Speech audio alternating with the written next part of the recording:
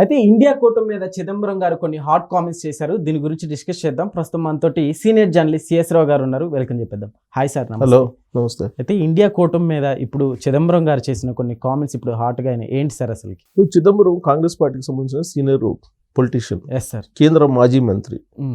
ఆయన కాంగ్రెస్ లో అత్యంత సీనియర్లో సీనియర్. ఆయన డైరెక్ట్గా సోనియా గాంధీ గారి దగ్గరికి వెళ్ళేటువంటి వాళ్ళల్లో ఆయన ఒకళ్ళు. అంటే అంత ఇంపార్టెన్స్ ఆయనకు ఉంటుంది. కేంద్ర ఆర్థిక శాఖ మంత్రిగా చేశారు. అనుభవం గల లీడరు. ఓకే. ఆయన ఇప్పుడు చేసినటువంటి కామెంట్స్ ఇండియా కూటమి మీద చేశారు. అసలు ఇండియా కూటమి ఉందా లేదా, దాని ఉనికి కొనసాగుతుందా లేదా అనేటువంటి సందేహాలని ఆయనే వెలుబుచ్చారు. దేశంలో రెండే కూటములు ఉన్నాయి. ఒకటి ఇండియా కూటమి, రెండు ఎన్డీఏ కూటమి. ఎన్డీఏ కూటమిని నడిపిస్తుంది ఎవరు? బీజేపీ. ఇండియా కూటమి నడిపిస్తుంది ఎవరు? Congress. So Congress party India కూటమి నడిపిస్తున్నటువంటి తరుణంలో అసలు ఇండియా కూటమి ఎగ్జిస్టెన్స్లో ఉందా లేదా అనే దాని మీద ఆయనకే సందేహం వచ్చింది. ఎవరికి? కాంగ్రెస్ పార్టీ ఆయనకే. ఎందుకు వచ్చింది అని అంటే 25వ తారీఖున చంద్రబాబు నాయుడు గారు ఢిల్లీ వెళ్తున్నారు. దేనికోసం వెళ్తున్నారు? నరేంద్ర మోడీ గారు ఆపరేషన్ సింధూర్కు సంబంధించినటువంటి అంశాలను ఇండియా కూటమిలో ఉండేటువంటి భాగస్వామ్య పార్టీల అధినేతలకి తెలియజేయడానికి పిలిచారు. సో ఎన్డీఏ కూటమి ఎప్పటికప్పుడు యాక్టివేట్ అవుతుంది. ఎన్డీఏ కూటమిని యాక్టివేట్ చేయడానికి నరేంద్ర మోడీ గారు ప్రతి సందర్భంలో కూడా బీజేపీ పక్ష పార్టీలతో పాటు ఎన్డీఏ కూటమిలో ఉండేటువంటి భాగస్వామ్య పక్షాలతో కూడా సమావేశం అయ్యి ఆయన ఎప్పటికప్పుడు యాక్టివేట్ చేస్తున్నారు. అంటే ఎన్డీఏ కూటమిని ఫోర్స్ఫుల్గా తీసుకెళ్తున్నారు ముందుకి. మరి ఇండియా కూటమి కూడా అంతే ఫోర్స్ఫుల్గా వెళ్ళాలి కదా అధికారంలోకి రావాలంటే. సరే, ఇప్పుడు ప్రతిపక్షంలో ఉంది.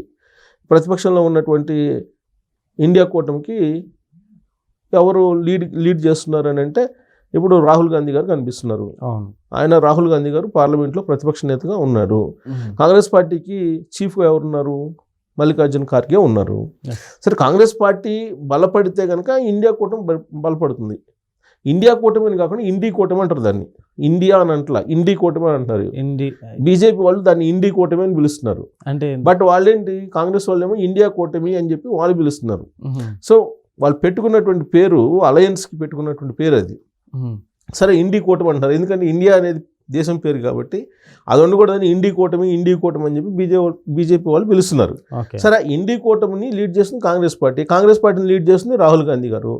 ఒకవేళ మల్లికార్జున ఖార్గే గారు దానికి చీఫ్గా ఉన్నప్పటికీ కూడా మరి రాహుల్ గాంధీ గారు ఈ మధ్యకాలంలో వ్యవహరిస్తున్నటువంటి తీరులన్నీ కూడా ఇండీ కూటమి మీద పడుతుంది. ఆయన కాంగ్రెస్ పార్టీని బలోపేతం చేయలేకపోతున్నారు అనేటువంటి భావం ఒకటి కాంగ్రెస్ పార్టీలోనే అంతర్గతంగా ఉంది.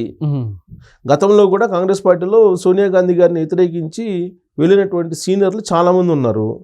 ఈ మధ్యకాలంలో శశి థరూర్ ఆయన నరేంద్ర మోడీ గారితో అనేక వేదికల మీద కలిసి మాట్లాడుతూ కనిపిస్తూ ఉన్నారు. అది కూడా కాంగ్రెస్ పార్టీలో ఉండే సీనియర్లకి జయరాం రమేష్ గారు లాంటి వాళ్ళకి కానీ లేదా కేసీ వేణుగోపాల్ లాంటి వాళ్ళకి కానీ నచ్చడం లేదు. అంటే కాంగ్రెస్ పార్టీలో ఉండేటువంటి సీనియర్లే కాంగ్రెస్ పార్టీకి వ్యతిరేకంగా నడుచుకుంటున్నారు అనేటువంటి భావం ఒకటి ఉంది. ఈ మధ్యకాలంలో రాహుల్ గాంధీ గారు కూడా ఒక సంచలనం వ్యాఖ్యలు చేశారు. ఏంటంటే బీజేపీకి కోవట్లుగా పనిచేస్తున్నారు కొంతమంది కాంగ్రెస్ పార్టీలో ఉండేటువంటి వాళ్ళు అని చెప్పేసి ఆయనే మాట్లాడారు. ఎక్కడ? గుజరాత్లో మాట్లాడారు. అంటే రాహుల్ గాంధీ గారికి కాంగ్రెస్ పార్టీలో ఉండేటువంటి వాళ్ళ మీద నమ్మకం లేదు. మరి అలాంటప్పుడు ఇండీ కూటమిలో ఉండేటువంటి భాగస్వామ్య పక్షాలకి కాంగ్రెస్ పార్టీ మీద ఏం నమ్మకం ఉంటుంది? అలాంటి సందేహాలే ఇప్పుడు చిదంబరం గారు వ్యక్తం చేశారు. అసలు ఎందుకు ఇండీ కూటమి సమావేశాలు పెట్టడం లేదు? ఎన్డీఏ పెట్టుకుంటున్నారు కదా, ఎన్డీఏ పెట్టుకొని ఎన్డీఏ భాగస్వామ్య పక్షాలు బలోపేతం చేసుకుంటూ వాళ్ళు వెళ్తున్నారు కదా, దానికి ధీటుగా ఇండీ కూటమి కూడా బలపడాలంటే కనుక తరచూ మీటింగులు పెట్టాలి, ఉమ్మడి కార్యాచరణ ప్రణాళికను తయారు చేయాలి. ఆ దిశగా ఇండీ కూటమి వెళ్ళట్లేదు అనేది ఆయన భావన. ఐక్యత లేదు అనేది యాక్చువల్గా ఇండీ కూటమి ఒక కీలకమైనటువంటి సమావేశాన్ని ఇటీవల కాలంలో చెన్నైలో పెట్టారు. స్టాలిన్ దానికి నాయకత్వం వహించారు, డిఎంకే. ఓకే. అది ఆ మీటింగ్ నెక్స్ట్ హైదరాబాద్లో పెడతామన్నారు కంటిన్యూషన్లో.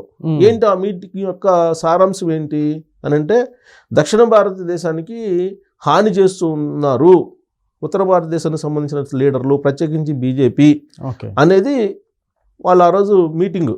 ఎలా హాని చేస్తున్నారు, ఏ విధంగా నష్టపరుస్తున్నారు దక్షిణ భారతదేశాన్ని అంటే, పునర్విభజన, నియోజకవర్గాల పునర్విభజన ఉంది. ఆ నియోజకవర్గాల పునర్విభజన అనేది జనాభా ప్రాతిపదికన చేస్తూ ఉన్నారు.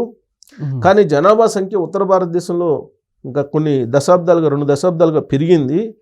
దక్షిణ భారతదేశంలో ఉండేటువంటి రాష్ట్రాలేమో కేంద్ర ప్రభుత్వం ఆదేశం మేరకు కుటుంబ నియంత్రణని పగడ్బందీగా పాటించారు. అందుకని జనాభా సంఖ్య తగ్గిపోయింది దక్షిణ భారతదేశంలో. మరి అలాంటప్పుడు దక్షిణ భారతదేశంలో ఉండే జనాభా సంఖ్య తగ్గిపోయింది కాబట్టి దానికి అనుగుణంగా సీట్ల సంఖ్య కూడా తగ్గిపోయేటువంటి అవకాశం ఉంది. అదే ఉత్తర భారతదేశంలో జనాభా సంఖ్య పెరిగింది కాబట్టి సీట్ల సంఖ్య మరింత పెరిగే అవకాశం ఉంది. ఇప్పటికే ఉత్తర భారతదేశం యొక్క ఆధిపత్యం ఢిల్లీలో కొనసాగుతుంది. ఇప్పుడు నియోజకవర్గాల పునర్విభజన జరిగితే నెక్స్ట్ రాబోయేటువంటి ఎన్నికల నాటికి ఉత్తరప్రదేశ్కి ఒక్కదానికే ఎక్కువ, దాదాపు 150 లోక్సభ స్థానాలు అయ్యే అవకాశం ఉంది. సో కాబట్టి ఇది నష్టం చేకూర్చేది. దాని మీద ఫైట్ చేయాలని ఒక మీటింగ్ పెట్టుకున్నారు చెన్నైలో. కంటిన్యూషన్లో హైదరాబాద్లో పెట్టాలి, కానీ ఇంతవరకు పెట్టలేదు. దానికి కారణం ఏంటంటే ఉమ్మడి కార్యాచరణ ప్రణాళికను రచించలేకపోతుంది ఇండి కూటమి, దాన్ని లీడ్ చేయలేకపోతుంది. కాబట్టి దాన్ని బలోపేతం చేయాలి అనేటువంటి ఒక సూచన ఆయన చేస్తూ ఇండియా కూటమికి సంబంధించినటువంటి బలహీనతలను బయటపెడుతూ ఎన్డీఏ కూటమిలో ఉండే బలాలని ఆయన ముందు పెడుతున్నారు. దానికి కారణం ఏంటంటే 25వ తారీఖున కీలకమైన సమావేశం ఢిల్లీలో జరగబోతుంది. దానికి చంద్రబాబు నాయుడు గారు, జనసేన అధినేత పవన్ కళ్యాణ్ గారు వీళ్ళందరూ హాజరవుతున్నారు. ఎన్డీఏ భాగస్వామ్య పక్షాలన్నీ హాజరవుతున్నాయి. హాజరయ్యి ఆపరేషన్ సింధూర్ అనేటువంటి కార్యక్రమాన్ని ఎలా ముందుకు తీసుకెళ్ళాలి, ప్రజల్లోకి సానుకూలంగా దాన్ని తీసుకెళ్ళి రాజకీయంగా అనుకూలంగా మలుచుకోవాలి అనే దాని మీద ఇప్పుడు ఆల్రెడీ తిరంగా యాత్రలు చేస్తున్నారు. బీజేపీ ఇచ్చిన పిలుపు మేరకు ఎన్డీఏ భాగస్వామ్య పక్షాలు తిరంగా యాత్రను చేస్తున్నారు. 13వ తారీఖు నుంచి 23వ తారీఖు వరకు, అంటే దాదాపు 11 రోజుల పాటు ఈ కార్యక్రమానికి ఒక కార్యాచరణ రచించి ప్రజల్లోకి వెళ్తున్నారు. సో వాళ్ళు వెళ్తున్నప్పుడు ఈ ఆపరేషన్ సింధూర్ సక్సెస్ అయ్యింది, దాన్ని అనుకూలంగా మలుచుకునేందుకు ఎన్డీఏ కూటమి ప్రజల్లోకి వెళ్తున్నప్పుడు మరి ఇండి కూటమి ఎందుకు వెళ్తలేదు, అంటే ఇండియా కూటమి ఎందుకు వెళ్ళలేకపోతుంది అనేది ప్రశ్నించారు చిదంబరం గారు. దీంతో ఇప్పుడు కాంగ్రెస్ పార్టీలో ఒక రకమైనటువంటి కలకలం మొదలైంది. ఎందుకంటే ఎప్పుడు తొందరగా మాట్లాడినటువంటి చిదంబరం గారు లాంటి సీనియర్ పొలిటీషియన్ కాంగ్రెస్ పార్టీకి ఒక ఐకాన్గా ఉన్నటువంటి ఆయన మాట్లాడారు దానికి వ్యతిరేకంగా. సో కాబట్టి ఇది ఆలోచించాల్సిన పరిణామము.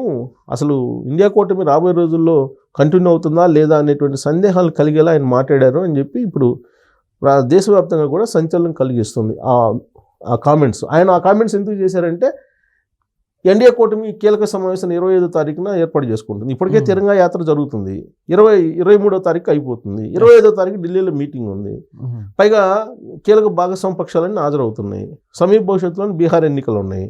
వాటికి దానికి మళ్ళీ కార్యాచరణ ప్రణాళికను 25వ తారీఖున ఖచ్చితంగా వాళ్ళు ప్లాన్ చేసే అవకాశం ఉంది.